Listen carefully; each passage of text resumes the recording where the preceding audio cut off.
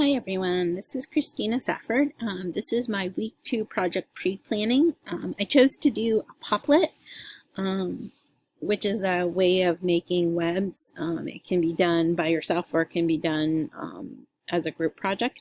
I really like poplets. I think they're really handy, and when I was in college, this is sort of what we used to create our lesson plans and things. So I sort of go back to that a lot. So I started with a community poplet, and I thought about the 4 questions that were in our assignment. How will you involve the participants in your learning experience? How will you involve the workplace community? How will you invite parents into your community? And how will your local community outside of the school get involved? Okay, so what I did was I started by thinking about my participants. So just make this a little bit bigger so you can see it. So to involve my participants, students will choose books for their reading baskets, some to look at, some to practice with reading with. Their reading baskets are the place where they keep all of their reading materials, and they're allowed to go get them anytime throughout the day that they would like, and I really encourage them to read to each other. They'll also have a weekly book buddy to share their reading with. Read alouds will be chosen by the students, and then they'll get an opportunity to tell why they chose that book. I think that's a great opportunity for the kids and myself to learn a little bit more about each other. And then once the students are reading on their own, they can choose to share a book that they are reading with the class by reading it aloud to them. I would never force a child to do that, so that's a choice activity. To involve the workplace community, we already have weekly book buddy time with a class of older students. At first, the older students tend to read to my kids, and then eventually I try to encourage my kids to read 1 or 2 of their books to the older kids. It works out really great because the older kids get the opportunity to be sort of mentors to the little kids, and it's a wonderful experience for both groups. I've found that it goes really well. I'd also invite our staff and principals to reading events throughout the year where the kids would be reading. Maybe they've written something that they're going to be reading, but that would be something I would also do. And then I invite staff to come read their favorite read aloud to the class and share why they like the book and why they chose it. I did that this year for Read Across America.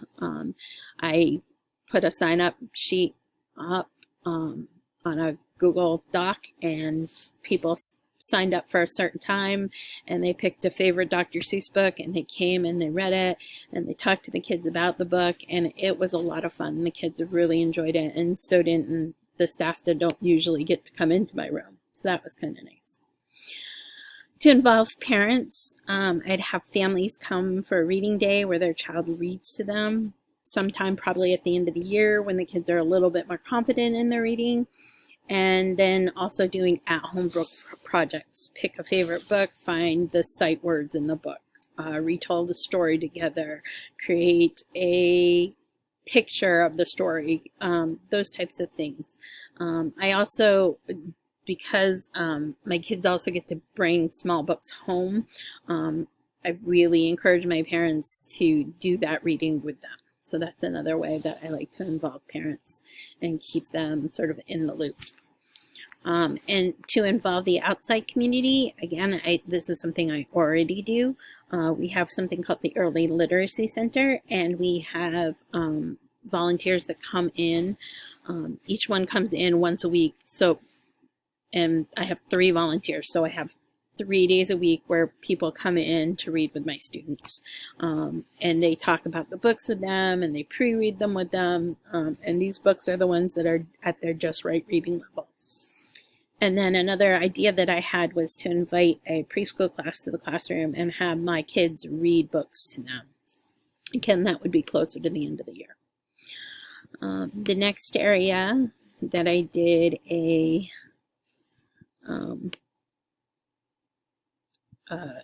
Poplet for was assessment, and I really was drawn to the stuff on differentiation central. I thought the videos were they were short, they were easy to follow, and a lot of it already spoke to things that I already do in my classroom, so that was really nice.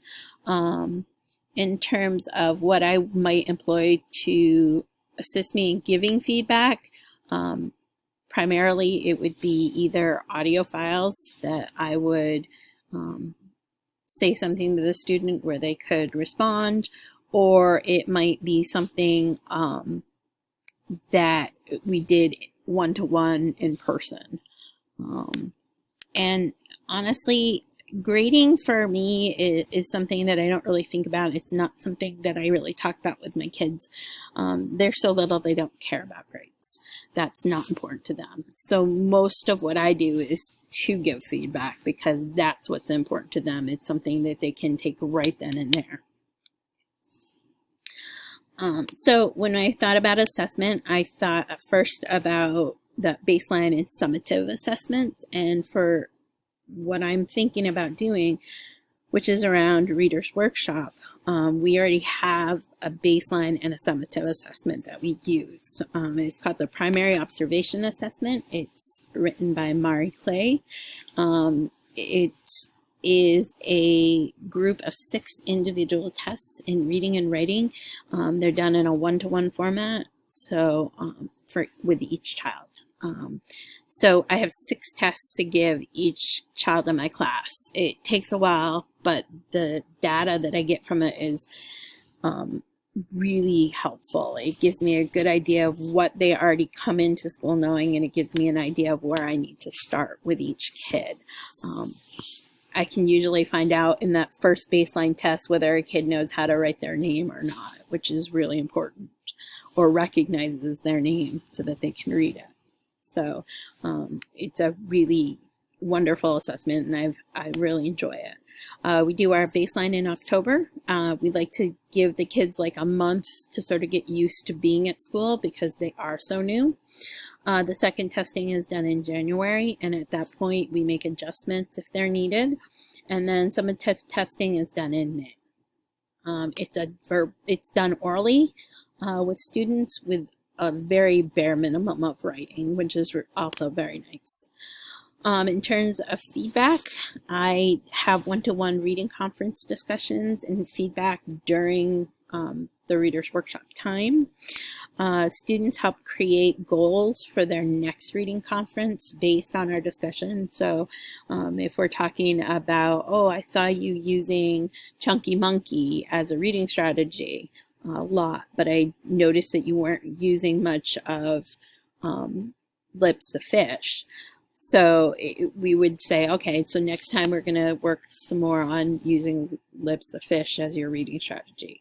Chunky Monkey is when you take a big word and you find a chunk that you know, and Lips the Fish is when you get your mouth ready to say the first sound in a word. Sorry, I just realized you probably didn't know what that was. And I really do feedback throughout the day. That's kind of my main mode of assessment and grading for my kids. Grading for our school, my kids don't care. They're little, they don't care about grades. My feedback is way more important to them. Our grading is all done based on the Common Core state standards, and our grading is also created by our supervisory union. So all 4 of the elementary schools in our district have the exact same grading system, and there's rubrics that we have to use to say this is where each child is. So it's nothing that I have a lot of control over. For formative assessment, I do a lot of formative assessment at the end of group lessons on topics that are taught that day. Sometimes it's a thumbs up, thumb down. Sometimes it's an exit card. It just depends on what the topic is. But I like to do those. It gives me a quick look at how they're doing. I do monthly reading benchmark assessments to see where the kids are in their reading levels to make sure that I'm providing them the right books. I'm thinking about using Reading A to Z benchmark passages. It allows the kids to record themselves reading and doing a retell and answering some comprehension questions, and then I can go back and listen to that. So it's really helpful, so that I don't have to sit with every child all the time. It gives them a little bit more freedom as well. I do reading conferences 2 to 3 times a week with each child, and it's a one-to-one setting on a book that a child chooses, and I take notes on what the child is reading, what they know for sight words, strategies they're using, and next steps. And that's so that when I get to the feedback part, I have a lot of information that I can provide them. And my third section was on curriculum. When I did the simulation activities, I stuck to the attention ones because that is what I mostly see in my classroom.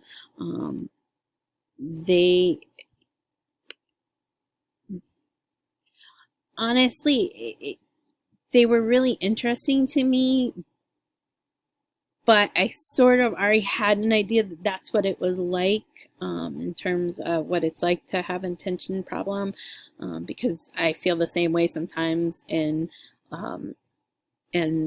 some of my meetings and classes. It just seems like there's so much going on, and sometimes I have a hard time focusing. So it was nice to see that, but I felt like I already sort of knew what that was like. I don't think it impacted the way I think about struggling learners, because for me, I think for any teacher, you already sort of have an idea of what you need to do, or if you don't, you should be looking into it. So I don't know. It was really hard for me.